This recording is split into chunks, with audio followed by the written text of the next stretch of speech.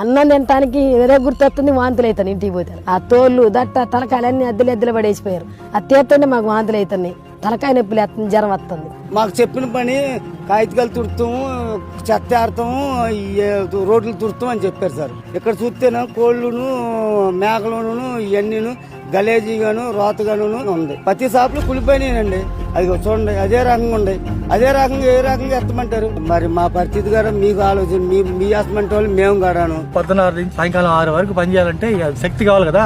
శక్తి ఉన్నది నీకు ఉన్నది, చేస్తున్నా తప్పదు కదా. రాంది వచ్చినప్పుడు మాట పడకూడదు, చెయ్యాలి. పరిస్థితి వెనుక ముందు ఆత్తులేవు నువ్వు కూలి చేసి ఎక్కడైనా అక్కడేం రెక్కలే, ఇక్కడేం రెక్కలే, చెయ్యని తప్పదు. సమ్మక్క సారలమ్మ జాతర ముగిసిన తర్వాత మేడారంలో కనిపించే దుర్భర పరిస్థితులకు నిదర్శనం వీరి మాటలు. జాతరకు వచ్చి వెళ్లిన కోట్ల మందిలో కొందరి బాధ్యతారాహిత్యానికి సాక్ష్యాలు ఈ పరిసరాలు అంటున్నారు ఈ పారిశుద్ధ కార్మికులు. చేజిపోవటం ఏం సార్, అమ్మో తట్టుకోలేదు సారు. అన్నం తినటానికి ఏదో గుర్తొస్తుంది, వాంతులు అవుతాను ఇంటికి పోతే. సీసాలు బయటికి పోటాలు తిని ఇత్తరాకలలో వేసి అన్ని ఆ తోళ్ళు దట్ట తలకాయలన్నీ ఎద్దలు పడేసిపోయారు. అది తీస్తుంటే మాకు వాంతులు అవుతున్నాయి, తలకాయ నొప్పులు వేస్తుంది, జ్వరం వస్తుంది. తట్టుకోలేకపోతున్నాం సార్. ఇంకా అది మెయిన్. ఇంత ఉందనుకుంటే అసలు మేము రాపోదు సార్. మట్ట సంఘం ఎక్కడన్నా మంచిగా డేరాలు వేసుకొని వండుకొని తిని మంచిగా జాగ్రత్తగా కుప్పలు వేసిపోతే మేము వచ్చి ఒకవేళ అగ్గిపుల్ల గీయటం, ఆ కుప్పలు ఎత్తేయటం, ఇది మళ్ళీ నిండా ఎక్కడ చూసినా ఏడ చూసినా అదే. రోడ్లు ఊడ్చాలని, ప్లాస్టిక్ చెత్త శుభ్రం చేయాలని మాత్రమే తమకు చెప్పారని అంటున్నారు ఈ కార్మికులు. మనం ఎప్పుడు చూసిన వాళ్ళం కాదు. మేమేందంటే దేవుడి కాడగా మెయిన్ రోడ్లుకి ఎత్తరేమో డబ్బాలు కవర్లు ఎక్కడన్నా పనికి పోతే అయ్యే తీయించేది. ఎంత రచ్చరచ్చ జాతర, ఎంత రాత్ర జాతర అనుకున్నట్టయితే రాపోదు. మాకు చెప్పిన పని కాగితాలు తుడతాము, చెత్త ఆడతాము, రోడ్లు తుడతాం అని చెప్పారు సార్. ఇక్కడ చూస్తేనే కోళ్ళును మేకలును ఇవన్నీను గలేజీగాను రోతగాను ఇబ్బందిగా చాలా ఇదిగా రకంగా ఉంది. వాంతులు వచ్చేస్తుంది సార్, దాన్ని చూపిస్తుంటే అవన్నీ కోళ్ళే కదా సార్. ఇగో లాగమాకు ఎలా తీయమంటే ఎలా తీస్తాం, మేము మనుషులేం కదా. తాము కూలీలమే కాని ఇలాంటి పరిస్థితుల్లో ఎప్పుడూ పనిచేయలేదని కొందరంటుంటే తమ ఊళ్ళో పనులు లేక ఇక్కడికి వచ్చామన్నారు ఇంకా కొందరు. మంచినీళ్ళ బాటిలు రోడ్డు మీద కవర్లు కనుకోకుండా తీసేపించేవాళ్ళు. ఆ పనికి వెళ్ళినాం. మరి ఇంత గలీజుకునే పని ఇదేగా సార్. పత్తి ఒక్కడు పోయేది, పత్తి ఒక్క లేదు. ఇప్పుడు పత్తి పుచ్చు వచ్చి పోవటం లేదు. దాంట్లో పాలు పేడ వస్తాయి. ఇంక మిరపకాయలు పోయినాయి పోతుంటా. ఏదైనా ఇప్పుడు ఓపిక రైతు పైన ఆ వ్యవసాయానికి కూడా పోయినా కానీ ఇది వరకు ఇప్పుడు బాగాలేను. పిల్లలు ఇద్దరు అయితే వాళ్ళు తాతగారు వెళ్ళకపోయారు. మేమేం చేసుకోవాలి, మా రెక్కల మీద మేమే బతకాలి సార్.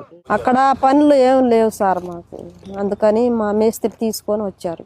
ఆడ పని లేక ఇటు వచ్చినాం సార్. ఈ కాగితాలు వేరి మేము 4 రోజులు పని చేసుకొని పోతామని వచ్చినాం సార్. ఉమ్మడి ఖమ్మం, నల్గొండ, ఆదిలాబాద్ జిల్లాలతో పాటు ఆంధ్ర నుంచి సుమారు 6,000 మందిని ఇక్కడ పారిశుద్ధ్య పనులకు వినియోగిస్తున్నట్లు చెప్పారు అధికారులు. కొందరు మధ్యవర్తుల ద్వారా కూలీలను తాము పిలుచుకుంటామని, గతంలో వచ్చిన వారిలో చాలా మంది ఇప్పుడు కూడా వచ్చారని డిపిఓ చెప్పారు. వారి ఇబ్బందులను దృష్టిలో పెట్టుకుని తగిన జాగ్రత్తలు తీసుకుంటున్నామని తెలిపారు. సిబ్బందిని మాత్రం మేమే ప్రైవేట్గా వాళ్ళు కాంట్రాక్టర్ తోటి మాట్లాడి వాళ్ళకి ఇక్కడ వినియోగించుకోవడం జరిగింది. మేము రాజమండ్రి నుంచి లేబర్ మొత్తం దాదాపు 5,000 మంది లేబర్ వచ్చారు. స్కావెంజర్స్ కూడా అక్కడ నుంచే వచ్చారు. మొత్తం 6,000 మెంబర్స్ని తీసుకొని ఇక్కడ చేపిస్తున్నాం. మొదటి నుంచి దాదాపు ప్రతి జాతరకి అక్కడి నుంచే వస్తారు. తెలంగాణ వాళ్ళు తక్కువ, అంటే ఇక్కడ ఈ స్థానికం కాకుండా వేరే జిల్లా వాళ్ళు పారిశుద్ధ్య కార్మికులు ఇట్లా బాగా వ్యర్థాలు ఎక్కువైనాయి. అంటే నిన్ననే మాకు కలెక్టర్ గారు డాక్టర్స్ని ఏర్పాటు చేశారు. ఏదైతే పారిశుద్ధ్య కార్మికులతో పాటు ఇక్కడ వచ్చిన మాకు సిబ్బంది ఆఫీసర్స్ కూడా స్పెషల్ క్యాంప్ ఏర్పాటు చేయని ఆదేశాలు చేశారు. డాక్టర్ గారు కూడా డిఎంహెచ్ గారితో మాట్లాడడం జరిగింది. దానికంటే ముందు మా కలెక్టర్ గారు ఏం చేశారంటే ప్రతి ఒక్కరికి గ్లౌజులు, అంటే చేతులతోటి వాడితే బాగుండదని వాళ్ళకి గ్లౌజులు ఏర్పాటు చేశారు, మాస్కులు ఏర్పాటు చేశారు. తర్వాత వాళ్ళకి స్పెషల్గా ఆప్రాన్లు కూడా ఇచ్చారు. కూలీ పని కోసమే వచ్చినప్పటికీ వనదేవతలకు ఈ రకంగా సేవ చేసుకునే అవకాశం దొరికిందంటున్నారు తాతయ్య, అంజమ్మ దంపతులు. వీరు మాచర్ల నుంచి పనుల కోసం మేడారం వచ్చారు. పని సులువు అనుకున్నాం కానీ ఇంకా వయసుకి తగ్గ పని కాదు ఇది. ఇంకా కష్టమే. తెల్లారుజామున 6ంటికి లేవాలా, మళ్ళీ మాజాం 5ంటికి, మాదింటికి వదిలిపెట్టు, మళ్ళీ 6 అయితేనే ఇంటికి వచ్చేది. కష్టంగానే ఉంది. ఇంకా వచ్చినప్పుడు తప్పదుగా ఇంకా మాట చేదరించుకోకూడదు. తల్లి కాడికి వచ్చినప్పుడు కానీ ఇంకా అంత పని మొకాలని చేతనే ఉన్నాం. దయ లేకపోతే మేము చేయలేము కూడా. ఎవరి దయ వల్ల? సమ్మక్క సారక్క దయ వల్ల. ఆ దేవతే కదా, దేవత కింద మేము మాదొక సేవ అందుకునేది, పొలం అయితే తీసుకునేది, చేసేది. బహిరంగ ప్రదేశాల్లో వ్యర్థాలు వేయొద్దని ప్రభుత్వం విస్తృత ప్రచారం చేసినా, ఆదేశాలు జారీ చేసినా పరిస్థితిలో మార్పు మాత్రం లేదు. దీనిపై తెలంగాణ మంత్రి సీతక్క బీబీసీతో మాట్లాడారు. సౌకర్యాలు, హక్కులు కోరుకునే ప్రజలు తమ బాధ్యతలను కూడా సక్రమంగా నిర్వర్తించాలని, అప్పుడే మార్పు సాధ్యమని అన్నారు. ప్రజలు కూడా మనం ఎప్పుడు కూడా హక్కుల గురించి మాట్లాడతాం, సౌకర్యాల గురించి మాట్లాడతాం.